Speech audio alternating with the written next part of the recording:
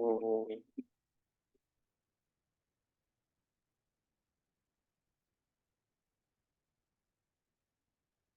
Bueno, ahí te están viendo que nosotros somos dependemos del Ministerio de Beteta de la Casa Central Nusa con el pastor Ronald, que es el que nos está por sobre nosotros, el que sostiene el ministerio aquí en Beteta, Chile, con el pastor Oscar en Quilpué, conmigo acá en Quilpué, o sea, en Limache, Viña. Entonces, Dios, como digo yo, Dios ha estado motivando mi corazón para que podamos estudiar alguna enseñanza y parábolas de Jesús, que son muy profundas. Yo advierto inmediatamente para todas las personas que son un poquito más críticas, es imposible que tal vez yo abarque todo de cada parábola.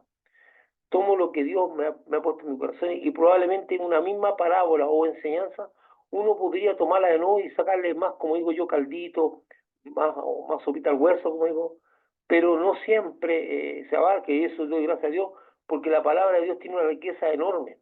Entonces vamos a ir viendo la parábola que yo elegí para esto, es Tesoro de los cielos. Partir con esto, Tesoro de los cielos. Y vamos a leer un poquito lo que hay dos textos fundamentales o que abarcan este tema, que uno está en Mateo y el otro está en Lucas. Marco y Juan no hablan del tema, pero Lucas y Mateo sí. Y Mateo es bien preciso y en el caso de Lucas es un poquito más difuso, amplía más la cosa. Y ahora vamos a leer los dos textos para tener una idea clara. Dice en Mateo 6, 19 al 21, dice, no os hagáis, está hablando Jesús a la multitud, está hablando a la gente, está explicando. De hecho, antes de esto, de hablar esta palabra, Jesús habla del afán y la ansiedad. Y después termina hablando esto, o sea, continúa hablando esto. Va a haber un momento que vamos a tomar la palabra de enseñanza del afán y la ansiedad, pero posteriormente a lo que él habla sobre el afán y la ansiedad, habla de esto. Y dice, no hagáis tesoros en la tierra, donde la polilla y el orín corrompen, y donde los ladrones minan y hurtan. Fíjese que aquí dice minan y hurtan. Vamos a hablar un poco de la diferencia, porque el ladrón generalmente hurta. Por lo tanto, cuando dice que los ladrones minan, es otro tipo de ladrón. Alguna vez es un ladrón que tú tienes muy cerca de ti. Alguna vez es un ladrón que está en tu propia familia. Y bueno, si no haceos tesoros en el cielo, donde ni la polilla ni el orín corrompen y donde los ladrones no minan ni hurtan. Porque donde esté vuestro tesoro, allí también estará vuestro corazón. En la versión de Lucas 12 al 32 y 34, dice, no temáis manada pequeña, no entra a hablar de lo que es la manada pequeña. Que está refiriéndose a los discípulos, que son poquitos los que están con Jesús en ese instante.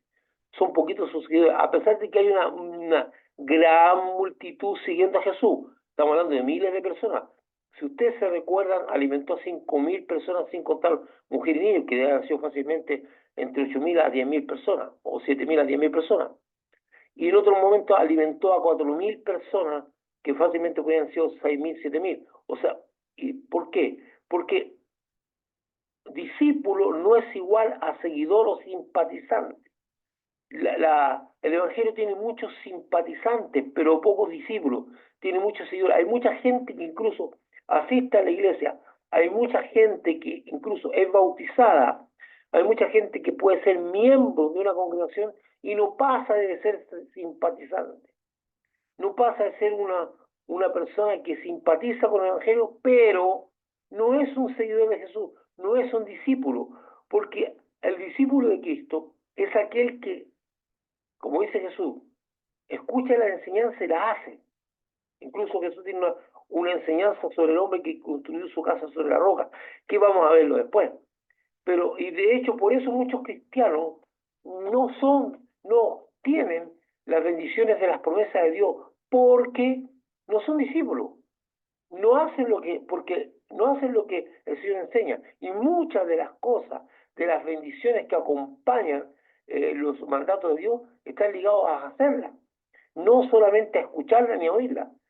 Si nosotros viviéramos en una situación de poner en práctica la palabra de Dios, podríamos también simultáneamente ver las bendiciones de Dios.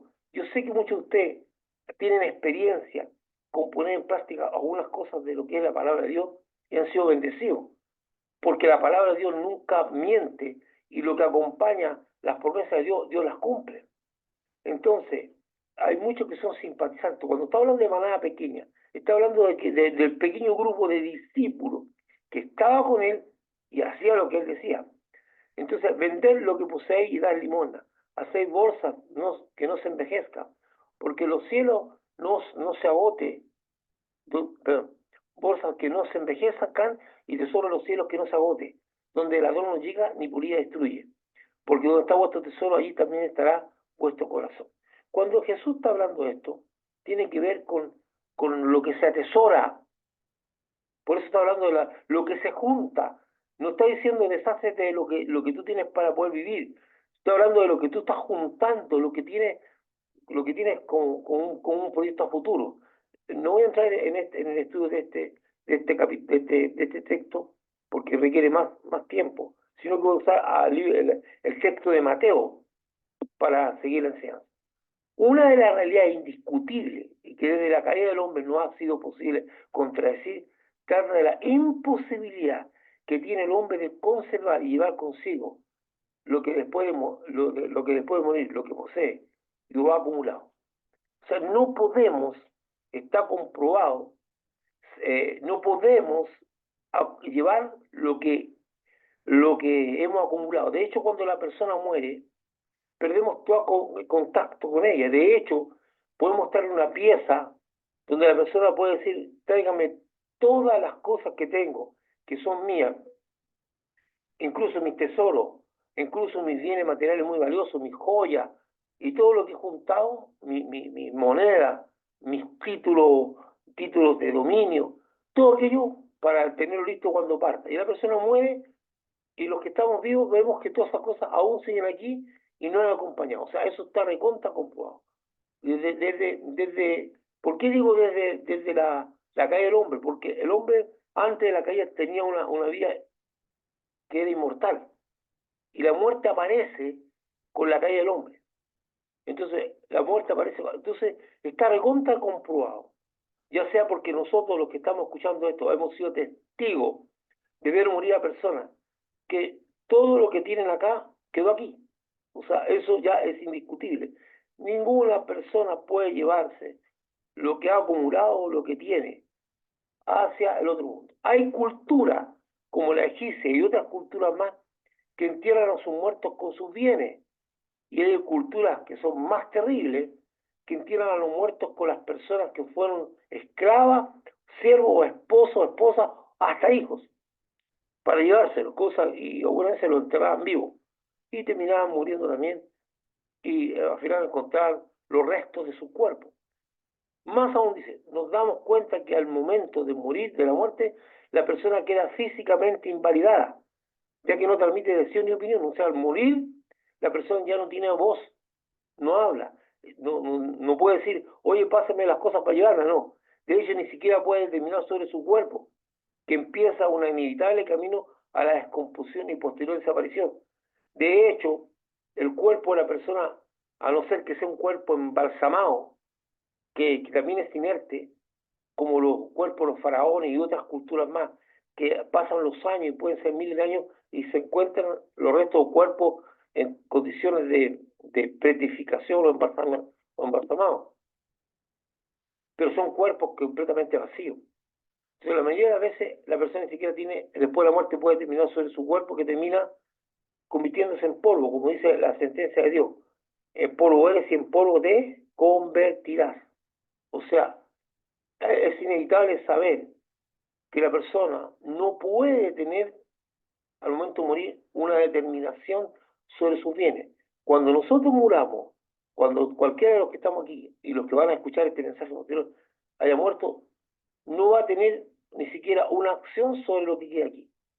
Todo lo que trabajó, todo lo que acumuló, va a quedar aquí. Todo el esfuerzo hecho va a quedar aquí. Los descubrimientos arqueológicos sobre las culturas que tenían bajo creencia la costumbre de enterrar a sus muertos con sus bienes han demostrado que no sea, que, ha, que, ha- que no, que a no ser que los cuerpos estén modificados, todos los bienes permanecen en los sepulcros, no así los cuerpos de los fallecidos. A no ser que esos cuerpos sean modificados, usted va a encontrar huesos, si es que aún quedan huesos, porque puede que no encuentre nada, solamente objetos, porque los huesos se convirtieron en polvo, o va a encontrar restos óseos, pero no va a decir aquí se llevaron los restos. O sea, la arqueología ha demostrado que los muertos no han podido llevar al lugar, a otro lugar, que no sea el sepulcro, los bienes que tenían. Muchos de estos bienes fueron conseguidos con un gran esfuerzo o a través de medios ilegales que comprometen el alma del poseedor, porque hay algunas cosas que se consiguieron con fuerte trabajo, con duro trabajo, con inversiones, con cosas que la gente ya se ha comprado sus joyitas, se ha comprado su bien material, su terreno, su auto, cualquier cosa, o tiene títulos de dominio, o títulos financieros, guardados en un lugar, en una cajita, en una caja fuerte, o en un cajoncito. O sea, todo eso ha sido producto del esfuerzo, o también a través de medios ilegales, del robo, de la corrupción. O sea, por algunos también han llegado cosas, ya sea que sea por medio legítimo, de mucho esfuerzo, o medios ilegales, esos bienes no van a traspasar la barrera de la muerte. También el valor que se les da a estos bienes, independiente al valor comercial, puede ser determinante para que la persona que lo posea, para que la persona que lo posee es un verdadero tesoro. O sea, independiente, hay gente que, por ejemplo, tiene un regalo que le hizo su mamá y que puede ser una cosa que comercialmente no tenga un gran valor, pero emocionalmente, sentimentalmente y físicamente tiene un gran valor para que la persona que lo posee. O sea, puede ser, cada persona le da el valor a lo que atesora. Principalmente la persona que atesora son cosas que ha conseguido y ha logrado y ha deseado y lo ha logrado tener a base de un esfuerzo. Una definición de tesoro, según la RAE, es cantidad de dinero, valor, objeto precioso, reunida y guardada. El tesoro generalmente es una cantidad de cosas que se guardan, no que se usan. El tesoro se acumula. Entonces, la Biblia cuando dice no hagáis tesoro, dice no acumuléis cosas materiales de esta tierra. Por eso yo hago la distinción. Cuando está hablando de despojarse de cosas, está hablando de aquello que he acumulado, no lo que me sirve a vivir. O sea, pastor, yo necesito comer. Y la Biblia dice, no, usted tiene que trabajar y usted tiene que proveerse los medios. No está hablando de eso. Está hablando del tesoro, de lo que usted acumula. Por eso cuando al joven rico le dice Dios que se deshaga de todo y le dé a los pobres, no está diciendo que se deshaga los medios de subsistencia. Se está diciendo de aquello que ha acumulado y que no usa y que no necesita, que lo entregue. Pero la Biblia dice que este hombre tenía muchos bienes acumulados y le fue una gran carga. Además, cuando tú eres capacitado por Dios, cuando tú tienes dones o talentos. Por ejemplo, el joven rico tenía el talento de ser bueno para los negocios. Por lo tanto, aunque él quedara en la ruina financiera, lo más probablemente pronto se iba a levantar. Eh, ¿Por qué? Porque la persona que tiene eh, capacidad para los negocios la va a tener siempre. Entonces también el valor que se le da a estos bienes, independiente del valor comercial, puede ser tan determinante que para la persona que lo posee es un verdadero tesoro. ¿Por qué? Porque puede ser algo simple, un regalo. Entonces sigamos viendo. Polilla. La polilla es una mariposa nocturna también de 1 centímetro largo, con una mancha negra en las alas, que son horizontales y estrechas, cabeza amarillenta y antera casi vertical. Su larva, de unos 2 milímetros de longitud, se alimenta de borra o lana animal, una cosa así como, y hace una especie de capullo, destruyendo para ello la materia de donde anida, que suele ser de lana, tejidos, pieles o papel. O sea, la polilla, al anidar, va destruyendo. Por lo tanto, cuando la Biblia dice que la polilla y los jeans corrompen, o sea, la polilla generalmente, si tú tienes una polilla en tu ropa, tarde o temprano van a aparecer los orificios en tu ropa, producto de la edad. O sea, muchas veces las cosas que se acumulan, que estamos hablando, ¿por qué Jesús está hablando de eso? Porque normalmente lo que se acumulaba tenía que ver con cosas metálicas, cosas, bienes metálicos, o bienes de ropa, cosas así que eran muy caros y valiosos. Dice, tú lo guardas, pero la polilla te lo va a destruir. Y dice, y el orín, perdón, dice óxido rojizo que se forma en la superficie del hierro por la acción del aire húmedo. Entonces, ¿qué es lo que hace? Dice el orín. O sea, hay cosas que tú tienes que se van a perder, que son de metales de hierro, que para ti son valiosos, pero va a venir el orín y lo va a consumir. Y lo que no se consume, lo que no se oxida, como el oro y la plata, está expuesto a que te lo robe el ladrón. O sea, la polilla, el orín y el ladrón pueden destruir lo que tú has acumulado. O sea, dice, está hablando el Señor. Cuando el pasaje dice que en el cielo se refiere al lugar donde se manifiesta la presencia y el gobierno de Dios, dice, más bien hacer esto solo en los cielos. ¿Y dónde está el cielo? ¿Qué es el cielo? Es una forma de referirse al lugar donde nosotros vamos a estar con el Señor. No sabemos dónde y cómo es, pero es una forma en que determina. Mucha gente hace burlas porque cree que es el cielo físico, que nosotros vamos a andar dando vueltas por el cielo. No sabemos. De hecho, el universo, que es enorme, y que lo creó Dios y todo eso, y que limita a nosotros, porque nosotros estamos limitados a este mundo, ni siquiera a nuestro sistema solar, porque nuestro sistema solar, llegar a la punta del sistema solar, probablemente nos quite la vida. O sea, nosotros no tenemos una vida. O sea, movernos de un punto a otro en el universo significa muchísimos años y vamos a morir en el intento. Por eso muchas veces las películas hablan de la suspensión de vida, hablan de mantener congeladas a las personas para que los años no pasen sobre él y poder llegar al punto. Porque en la realidad es que nosotros estamos sujetos y nuestros límites se han determinado en torno a nuestro sistema solar y dentro de nuestro sistema en la Tierra. Cualquier intento de ir más lejos nos costaría la vida porque no llegaríamos al lugar de destino, porque pasarían muchísimos años, 70, 80, 90, 100, 200 años, y ya vamos a estar muertos. Entonces, cuando el pasaje dice el cielo, se refiere a un lugar donde se manifiesta la presencia del gobierno de Dios, el espacio o lugar. No sabemos cómo y qué es. Entonces, cuando estamos hablando de hacer solo los cielos, estamos hablando de decir dónde está Dios, dónde está su presencia, dónde está su gobierno, dónde va a estar ahí va a quedar escrito nuestro tesoro. Entonces, no estamos hablando de forma ridícula de cómo algunas personas ridiculizan el cielo como es el espacio y donde vamos a estar nosotros como angelito rechoncho tocando un arpa. No, es un lugar, cuando la Biblia dice acepto los cielos, es el lugar donde está la presencia, donde se manifiesta la presencia de Dios y de su gobierno, y donde los creyentes están en comunión permanente con Dios. No sabemos cómo es, no sabemos dónde está, pero es el lugar donde no haya Dios. Cualquier otra cosa sería una caricatura, cualquier otra cosa sería una suposición. Lo único que claro está es que cuando la Biblia se refiere al cielo, es el lugar donde nosotros vamos a estar, el lugar o espacio donde vamos a estar en la presencia de Dios y vamos a gozar del gobierno de Dios. La Biblia dice allí,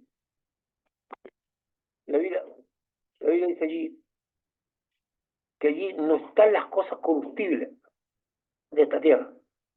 Por lo cual, todas aquellas cosas que en este mundo se consideran de mucho valor no pasarán la barrera de la muerte.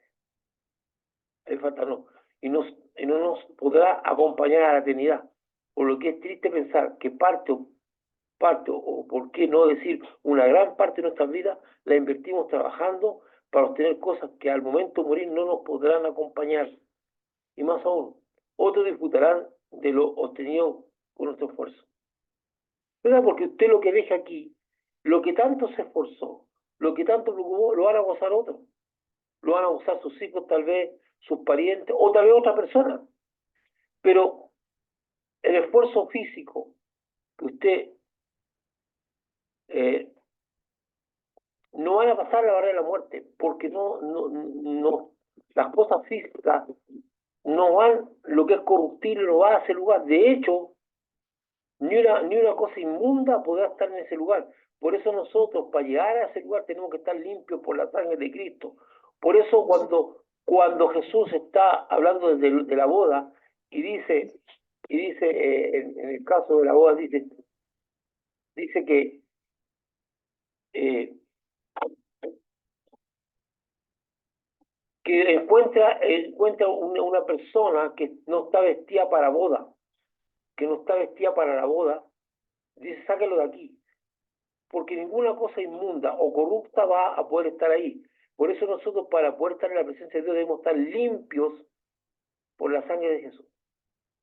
No podemos de otra manera, sino tampoco podríamos estar ahí. Entonces ninguna cosa corruptible puede estar en la presencia de Dios.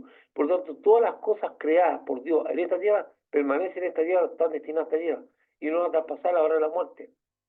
De hecho, nuestro propio cuerpo ya, y nuestra alma, y nuestro espíritu que vuelve a Dios, y nuestra alma que se queda esperando el juicio de Dios, no tienen, no tienen una posibilidad de ser visible. Nosotros no podemos ver el alma, ni nada de eso.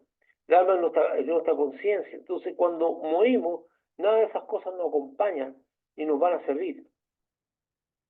Todo el esfuerzo que hicimos para obtenerla ya no tiene sentido. Y estamos hablando de tesoro, hermano, estamos hablando de tesoro. Y quiero dejar sumamente claro eso. Tesoro es lo que es los bienes materiales que se acumulan como una reserva. El tesoro tiene esa condición. Entonces no hagáis tesoro, no acumuléis cosas para esta tierra, pero no tiene que ver con lo cotidiano. Usted necesita comer, usted necesita transportarse. Si usted tiene un auto que lo usa, eso no es un tesoro, es un artículo de uso. Usted tiene una máquina para secar ropa o para lavar, eso no es un tesoro, es artículo de uso.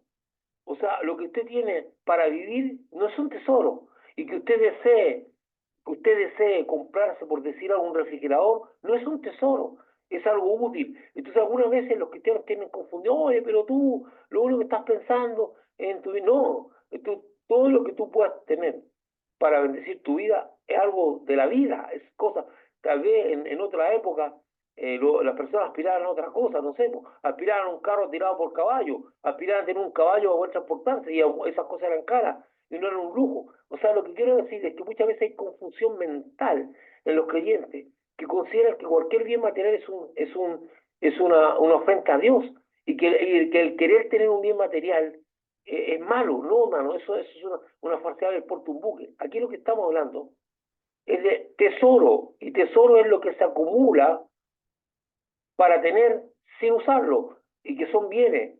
Dice, no hagáis tesoro, o sea, no hagáis una acumulación de bienes en esta tierra, pero lo que usted necesita para poder vivir o para tener ciertas comodidades, o como un auto, como una casa, como un refrigerador, como, no sé, pues de repente usted quiere darse un lujo y comer, no sé, pues una langostita o langostino, o comer un filete.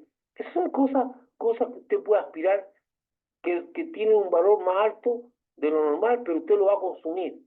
Eso no es un pecado. Algunas veces usted tiene que consumir cosas que no tienen tanto valor, pero son cosas de consumo, de la vida.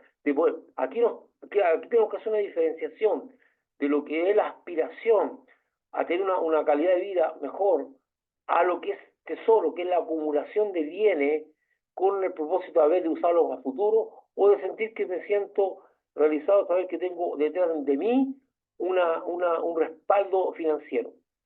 Pero no es una cosa, no estamos hablando de los bienes de consumo. Muchas veces hay creyentes que son muy lapidarios con otros creyentes que aspiran a tener, no sé, no sé, yo tengo este refrigerador y quiero tener uno un poquito mejor calidad. Bueno, no, pero que tú aquí, que tú acá, que tú... No, hermano, eso es una cosa normal, es algo que usted puede hacer, que usted puede aspirar a cosas mejores. Dios mismo lo quiere bendecir a lo mejor con cosas mejores. Ahora, lo que no está bien es que usted haga esfuerzos que van a comprometer su vida, lo van a endeudar mucho, no, de eso tampoco estoy hablando. O sea, no estoy hablando de que usted haga esfuerzos que van allá de lo normal, o que lo van a dejar en condiciones delicada, no. Estamos hablando de que usted puede aspirar de una forma normal a tener cosas mejores y a tener bienes. Eso no es pecado, eso no está mal. Eso de hecho, tanto en la primitiva iglesia como en cualquier parte había gente rica que tenía bienes. O sea, y eso no es pecado. Ser rico no es un pecado. Cuando la Biblia habla de los ricos, dice, vos sos rico, dice el por qué está contra los ricos. Porque dice, no le habéis pagado el salario a vuestros trabajadores a tiempo, le habéis robado, le habéis mentido, los habéis engañado. Entonces el problema no es la riqueza, el problema es cómo yo he usado esa riqueza cuando la Biblia se refiere a los ricos. Y porque muchos de los ricos, de la gente rica, tiene su corazón comprometido con la riqueza. Y la Biblia dice que tú no puedes servir a dos señores. Y ese es el problema del rico, no el ser rico. El ser rico no es un pecado, es la forma en que yo miro la riqueza. Más aún, acuérdense que la Biblia habla de que la raíz de todos los males es el amor al dinero. Entonces aquí no estamos hablando, que por eso quiero dejar diferenciado bien claro la diferencia entre riqueza y los bienes que necesitas tú para poder vivir. Porque hay mucho fanatismo cristiano, gente que no estudia la Biblia y gente que pone carga sobre otros creyentes, haciéndolos sentir mal al decir, oye, yo estoy aspirando a tener, no sé, va a comprarme un auto. Ay, pero ¿cómo tú puedes ser? ¿Acaso tú no eres un hijo de Dios y tú tienes que tener una vida como sufrida? Tú tienes que caminar, tú tienes que... No, hermano, eso es una cuestión que no tiene sustento teológico, no tiene sustento de fe, no son palabras hechas por Cristo, son suposiciones. Hay cierto sector del cristianismo que tiene una visión bien católica en algún aspecto, que mientras más pobre seas tú, más espiritual eres. Hay pobres que son una porquería de personas, porque no tienen nada de espiritualidad, son llenos de resentimiento, de odio, de basura mental, y eso no lo hace más cercano a Dios. O sea, y hay ricos que al contrario son personas que están muy ligadas a Dios. O sea, la condición económica tuya no determina tu vida espiritual. Entonces hay que tener cuidado. O sea, ser más pobre no te hace más espiritual. Ser más miserable no te hace más espiritual. Tener una vida, incluso hay momentos en que las personas creen que sufriendo, de hecho de ahí nace todo este sistema católico donde las personas se golpeaban o se sometían a fuertes castigos a, a no comer o a hacer una serie de cosas para creer que estaban más cerca de Dios. No eran ayunos, sino que eran verdaderas torturas. Entonces no es castigando tu cuerpo, porque cuando la Biblia dice que la carne es débil y que la carne ya es pecado, no es la carne física, tiene que ver con nuestros deseos personales. Entonces hay una serie de cosas que algunos cristianos ponen carga sobre otros, por eso yo quiero dejar claro, el tener bienes materiales para vivir es algo totalmente lógico. Y si tú puedes tener mejor calidad de esos bienes, bien. Pero aquí estamos hablando de tesoro, lo que tú acumulas. Muchas veces lo que tú acumulas con mucho esfuerzo no te va a acompañar. De hecho, nada te va a acompañar después de la muerte. También debemos entender que cuando somos retribuidos por algún trabajo importante que hacemos, el verdadero cambio no es el dinero por trabajo. Cuando tú trabajas a alguien y él te paga, tú dices, bueno, yo hice este trabajo, él me pagó. No te está pagando con dinero, sino nuestra vida por trabajo. Lo que tú estás dando es parte de tu vida. Cuando tú haces un trabajo, cualquier tipo de trabajo, a una persona y este te retribuye por dinero, no tiene otra manera de retribuirte. Lo que tú le estás dando es parte de tu vida, porque cuando tú trabajas, se te fue tu vida. Fuerzas que nunca más vas a recuperar, fuerzas que ya diste, cosas que entregaste de tu vida. Por lo tanto, tú estás cambiando dinero por tu vida, tu trabajo por tu vida. Porque cada vez que hacemos un trabajo físico, se nos va parte de nuestra vida. Es también por eso que nuestros diezmos y ofrendas no pueden ser fruto del azar. Yo no puedo estar diezmando de la lotería, yo no puedo estar diezmando de juegos, de las cosas que obtuve por azar. No, porque cuando yo me presento al altar de Dios, yo presento mi vida, no presento dinero. El diezmo es una forma de presentar mi vida. De hecho, la gente no presentaba, cuando entregaba su diezmo no presentaba dinero, presentaba el fruto de su trabajo. ¿Qué sé yo? Una oveja, presentaba quintales de harina, presentaba trigo, que era el trabajo, no presentaba dinero. De hecho, la Biblia tiene un texto que dice que si tú vives muy lejos, y vienes al templo de Dios a entregar tu diezmo, te aconseja que vendas lo que tienes y traigas el dinero porque no va a llegar eso bueno acá al templo. Y es el único momento en que la Biblia se refiere al tiempo como dinero. Pero dice que tú no puedes presentarte ante Dios con dinero o objetos que se obtuvieron por el azar, porque entonces no es parte de tu vida. Cuando tú te presentas ante Dios a entregar tu diezmo y ofrenda, lo que estás haciendo es entregar tu vida, te presentas con tu vida, es tu vida la que estás presentando, porque lo que obtuviste para diezmar, se te fue tu vida, o se le fue la vida de aquella persona con la cual tú compartes, o a alguien se le fue la vida. O sea, es la retribución al trabajo hecho en algún momento. Entonces, no, por eso nosotros los creyentes no presentamos diezmo de lo que se obtiene por el azar, sino ante el altar de Dios. Al presentar mi diezmo y ofrenda, yo le presento una parte de mi vida, simbolizada en algún objeto material o dinero. Es vida. Cuando yo tengo que tener muy consciente que cuando estoy entregando mi diezmo, estoy entregando parte de mi vida. Por eso usted nunca vaya, o sea, es un consejo que le doy, usted puede hacer lo que quiere, pero usted nunca presente diezmos de cosas que sean del azar, de cosas que estuvo por un juego, eso no es, porque usted no se lo está presentando al pastor, no se lo está presentando a la iglesia. Eso es lo que tiene la gente metida en la cabeza, que cree que con los diezmas están llegándole al pastor a la iglesia. No, no, el diezmo es un mandato de Dios. Por lo tanto, yo me presento ante Dios. Yo no me puedo presentar ante Dios con el azar. No me puedo presentar si aquí te traigo el fruto del azar, porque Dios no es un Dios del azar. Dios es un Dios de objetivo, Dios es un Dios de certeza. Hay que tener cuidado, porque eso resulta hasta ofensivo. Ah, pero pastor, es que yo quiero bendecir a la iglesia y me gané la lotería y son muchos millones. ¿Y tú crees que Dios necesita tus millones? Tal vez un pastor ambicioso o un ambicioso verá con codicia la posibilidad de que tú entregues ese dinero, pero un hombre de Dios y una congregación metida con Dios sabrá que ese dinero no es de Dios. También debemos tener presente que esta enseñanza que no se refiere al legítimo deseo que tienen las personas por tener con qué comer, con qué vestir y con qué abrigarse, una casa con qué ubicarse, o aquellos objetos que faciliten tu vida, sino que, no es que eso es parte normal de nuestras vidas. Más aún Pablo llega a decir, el que no trabaja, no coma. O sea, el trabajo es algo bueno y tú tienes que tener tu sustento. Dice, incluso la Biblia dice que ojalá tú tuvieras por el fruto de tu trabajo que compartir con que no tienes. Por lo tanto, esta enseñanza de los tesoros no tiene que ver, y soy reiterativo en esto, no tiene que ver con cosas, con el hecho de, de sustento, con lo que tú viste, con lo que tú tienes todo el derecho a través del dinero que tú tienes, a través de tu sueldo, de tu pensión, de lo que tú tengas, ¿bien? Poder comprarte las cosas que te ayudan a vivir mejor, para abrigarte, para tener tu casa, para cobijarte.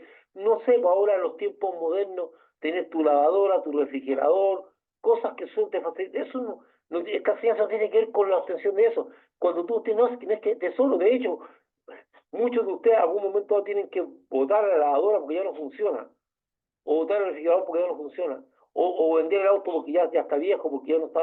O sea, hay cosas que tú sabes que esos bienes son de uso y se gastan. Tu vestido y tu ropa va a llegar un momento que ya o va a estar vieja o no te va a caer o va a ser chica. O sea, son cosas de uso. No se está refiriendo. Igual decirte, hay gente en la iglesia que prácticamente pone carga espiritual a aquellas personas que aspiran a comprarse una ropa. Y pero hermano, confórmese con lo que tiene.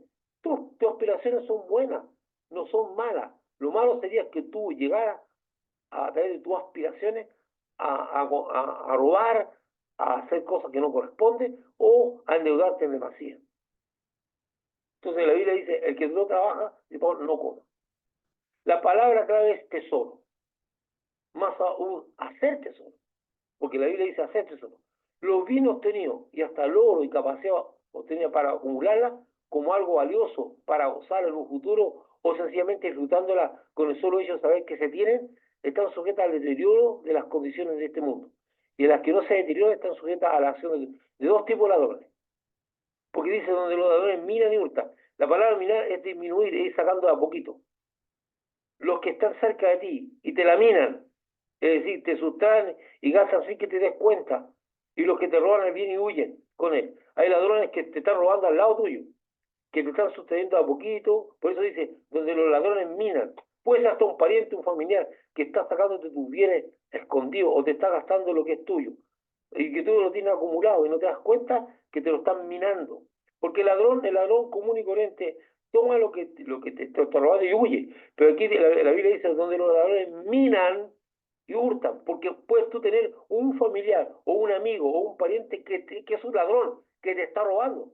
A nosotros nos cuesta aceptar eso, nos cuesta creer que gente que amamos nos esté robando, pero incluso tus propios hijos te pueden estar robando, porque te están sacando sin permiso lo que es tuyo, lo que tú tienes guardado, y te lo están minando, te lo están gastando y sacando.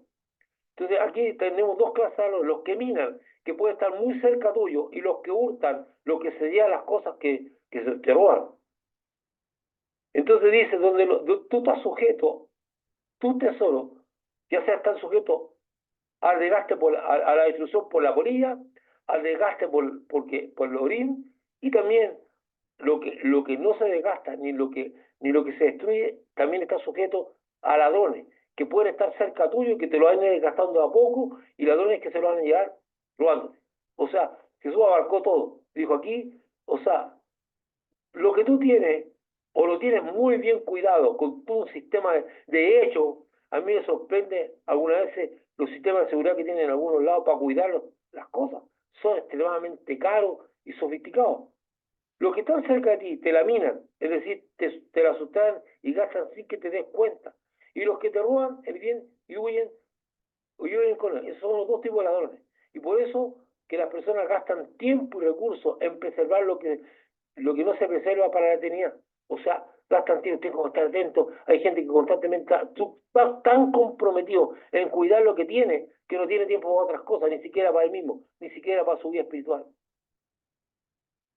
Por eso dice, no hagáis tesoros, dice tesoros, en la acumulación de bienes y de cosas valiosas que tú consideras valiosas y que pueden ser valiosas también desde el punto de vista financiero para esta vez.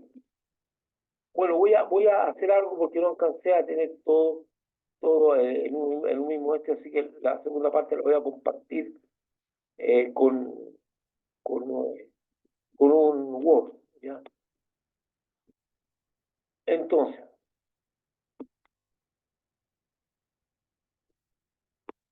dice, ahí lo estoy compartiendo con usted. A ver, voy a ver si puedo. Vamos a ver si con 200 como que hago. Es demasiado grande. Demasiado grande. Vamos a ponerle unos 150. Ahí está. Entonces, yo estamos viendo, alcanzamos a ver hasta los ladrones. Entonces, el otro punto es, el gran mandamiento dice, amarás al Señor tu Dios, ¿con qué? Con todo tu corazón, y con toda tu alma, y con toda tu mente. Eso está Mateo 28:17. Es imposible cumplir ese mandamiento cuando el corazón está comprometido con algo o alguien que consideramos nuestro tesoro. No se puede cumplir ese mandamiento. En la Biblia habla también cuando habla de servicio. Dice, no podemos servir a dos señores, o a la riqueza o a Dios. Eso es desde el punto de vista del servicio. Aquí estamos hablando desde el punto de vista del corazón. Dice, no puedes amar al Señor con todo tu corazón, cuando tu corazón está comprometido con algo que es diferente. Es imposible cumplir ese mandamiento. Por lo tanto, porque el Señor dice, donde está tu tesoro, allí estará también tu corazón. ¿Qué es lo que consideramos tesoro? Por eso Jesús invierte tiempo en decir que cuando una persona descubre la grandeza del Evangelio, y el Evangelio para él se constituye lo más importante, dice, vende todo, es como semejante al hombre que encuentra una perla, y dice, y vende todo lo que posee para comprar la perla porque lo considera un gran tesoro. Cuando nosotros nos encontramos con Cristo, debemos considerar que Cristo es el tesoro más grande con el cual hemos encontrado. Es lo más importante con lo cual.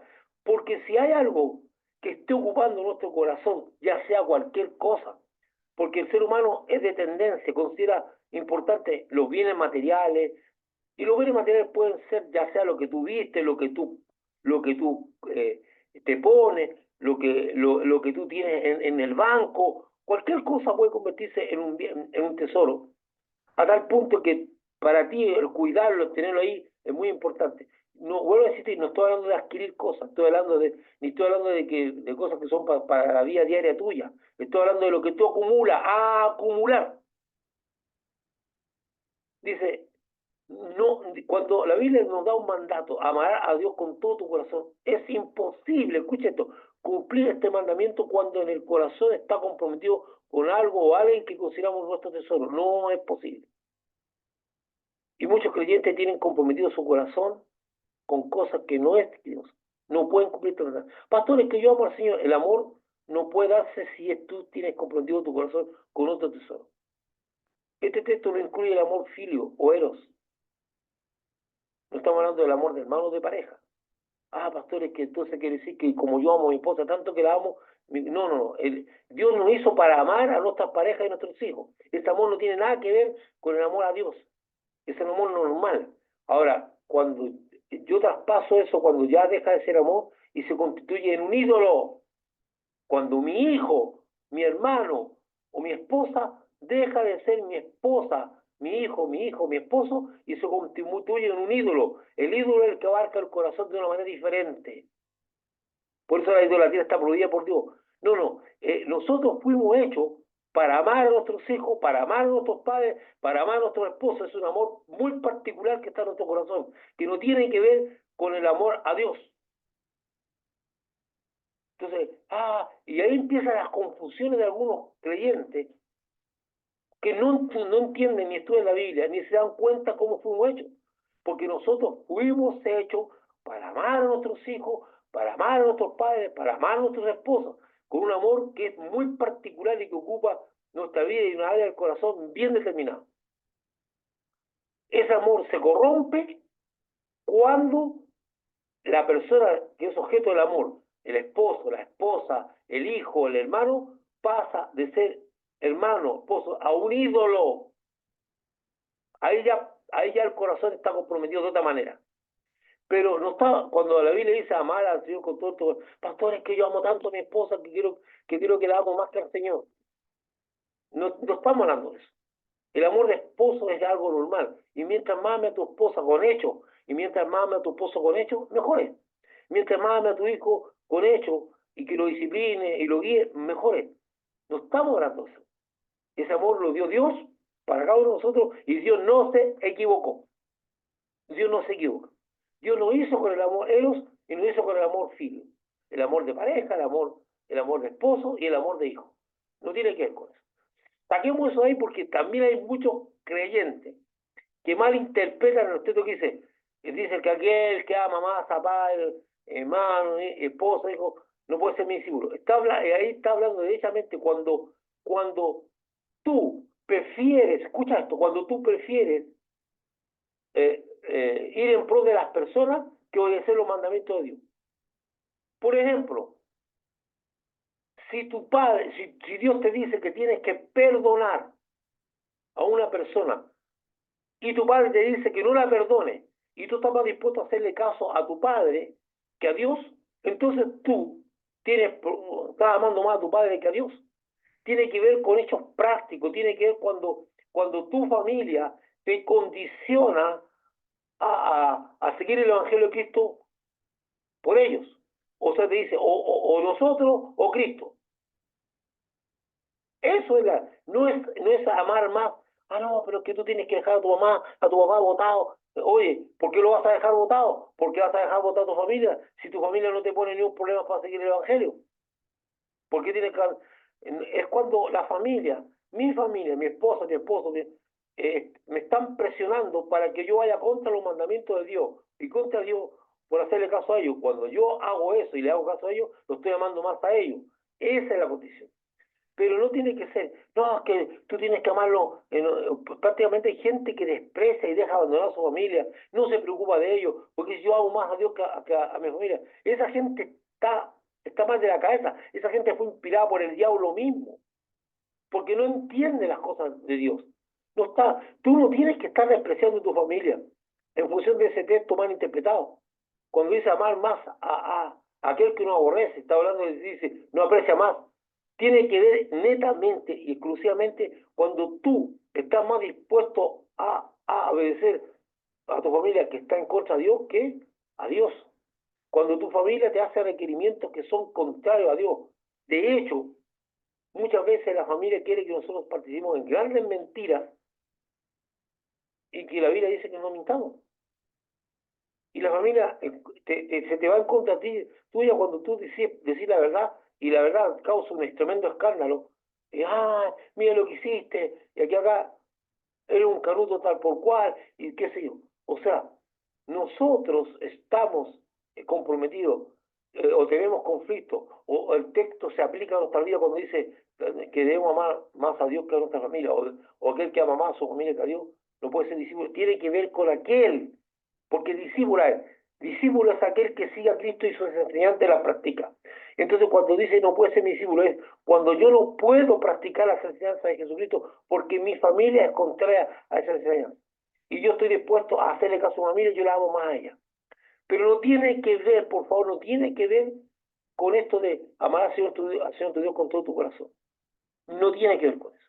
Porque dentro de la iglesia hay propagadores, hay extremistas, hay terroristas de la palabra que ni siquiera la conocen, que te enseñan y muchas veces llevan a discípulos de Cristo a destruir sus relaciones familiares, porque estas ovejitas, estas pequeñas ovejitas, que no entienden la palabra de Dios, escuchan a estos desatinados, a estos hijos del infierno, que le enseñan a separarse de su familia, y que no es lo que dice la Biblia.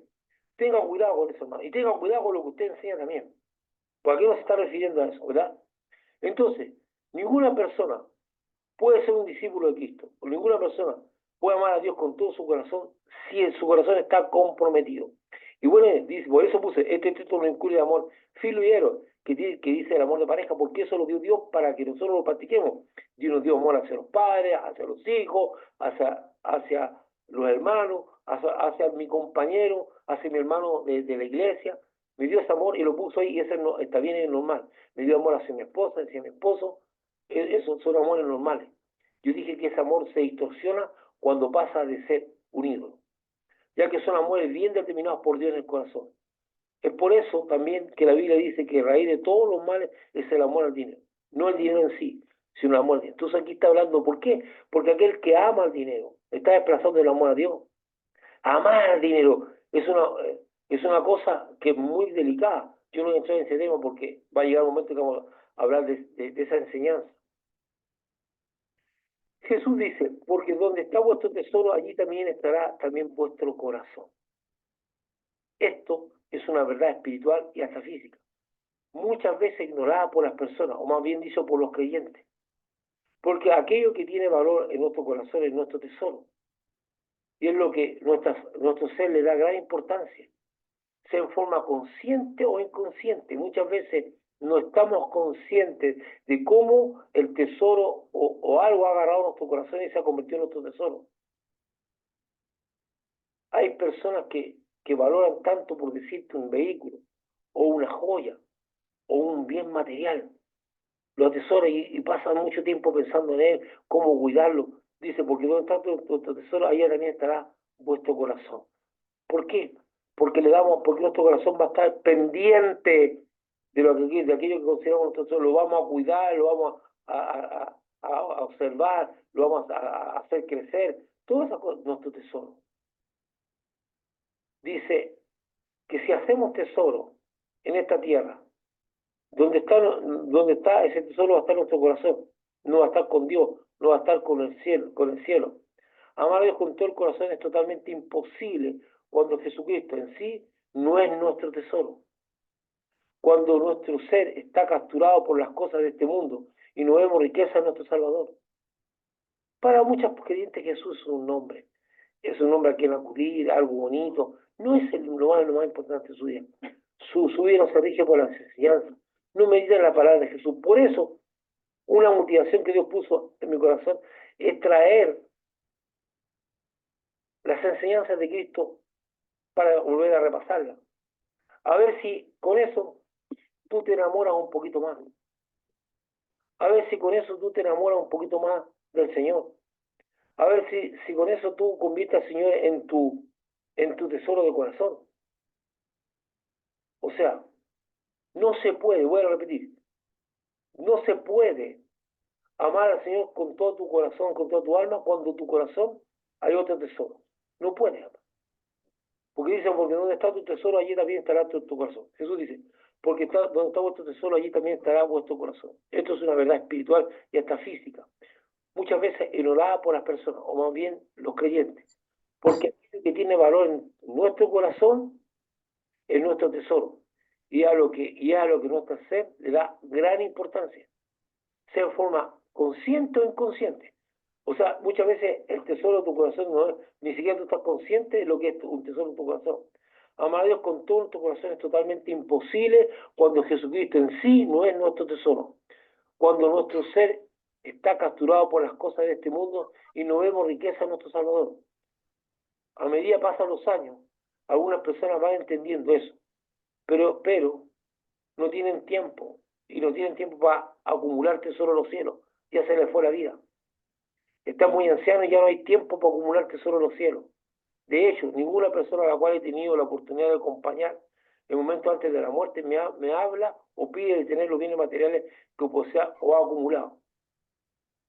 Muchas veces he tenido que estar al lado de personas, y también tenemos nosotros hermanos, que no hemos tenido que enfrentar a personas que se están muriendo. Y no me recuerdo que la persona me esté hablando de lo que tenía, de lo que compró, de su reloj, de su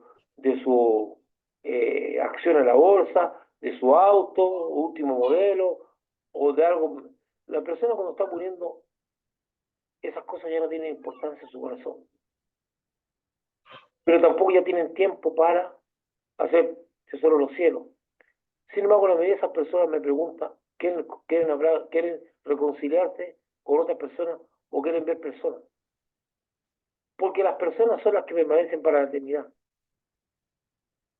Sino más bien quieren reconciliarse con personas, piden ver personas, y ni siquiera se recuerdan de sus tesoros materiales, a unos que ya se han destinado como herencia. De hecho, algunas personas ya ellos han repartido los bienes materiales. Esas personas llegan a un punto en su vida que tarde han entendido que los tesoros de esta tierra no les van a acompañar, pero no han hecho tesoro en los cielos, no han hecho tesoro en los cielos, lamentablemente, no han hecho tesoro en los cielos. Por último, nos queda saber cómo se hacen tesoro en los cielos. Ya sabemos cómo hacemos tesoro en la tierra. Sabemos que acumulando cosas, bienes materiales, donde la polilla y el hollín corrompen, las dos minas multas, que ya lo hemos explicado. Pero ¿cómo hacemos tesoro en los cielos? Esta definición que voy a dar es una definición simple. Tal vez más de algún teólogo, uno puede decir, pero eso no es tan así. Sí, estoy dando lo más simple, puede que sea más amplio, pero lo más simple para que todos lo entendamos.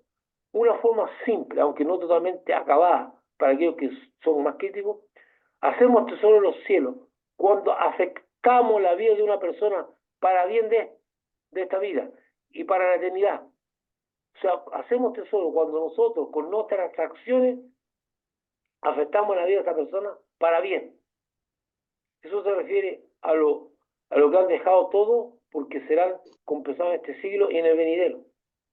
Por ejemplo, tenemos cuando Jesucristo llama a juicio y dice, cuanto lo hiciste a uno de los pequeñitos, a mí me lo hiciste.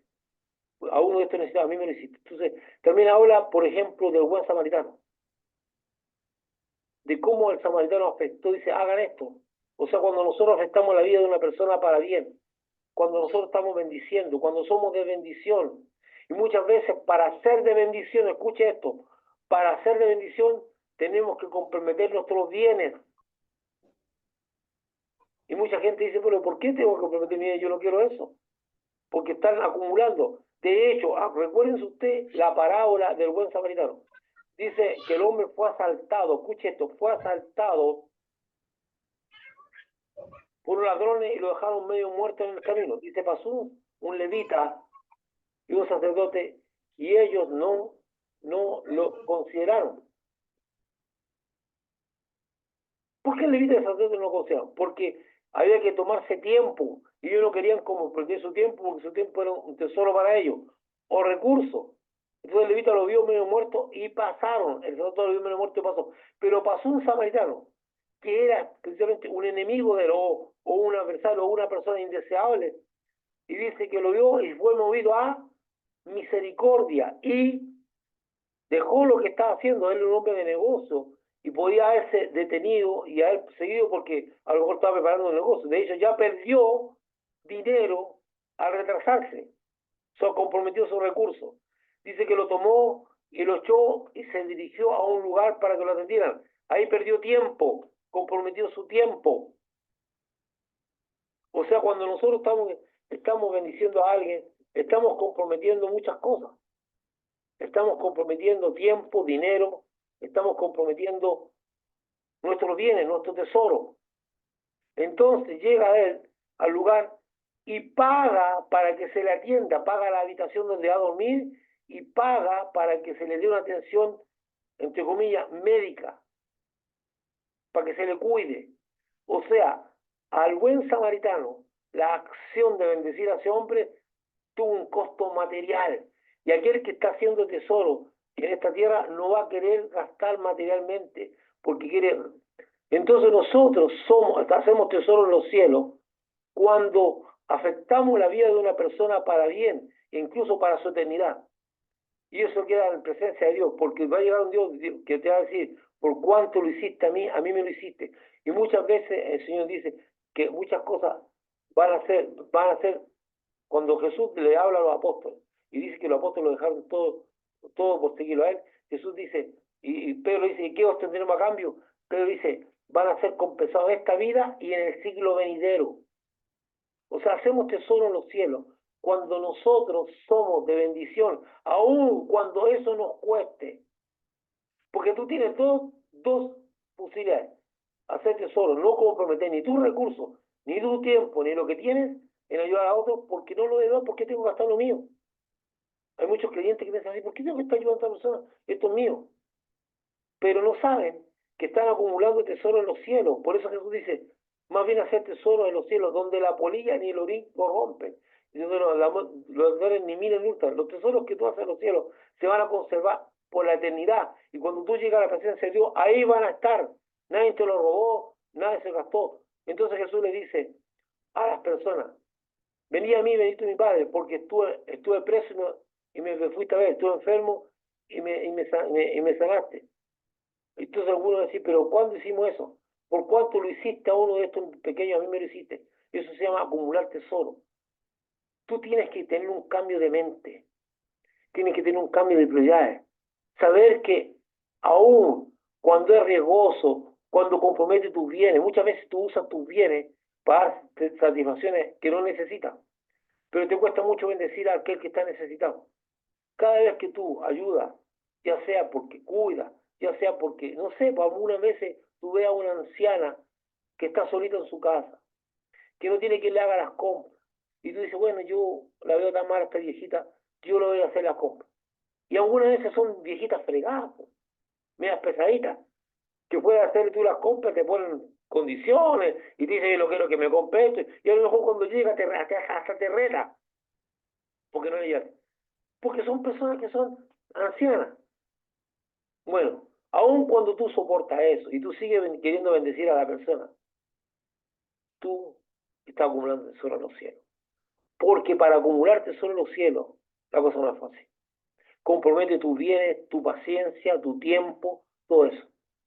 Cuando tú estás haciendo eso, tú acumulas tesoro en los cielos. Acumular tesoro en esta tierra es re fácil. Ya tú lo sabes. Yo te he dejado esta enseñanza, que con esto termino. Dice, para que tú puedas darte cuenta de lo importante y cómo se acumula tesoro en los cielos. Dice la Biblia, vamos a leer el texto nuevamente, vamos a leer lo que dice el texto para dar un cierre al asunto. Y que espero que el Señor esté una enseñanza de Jesús.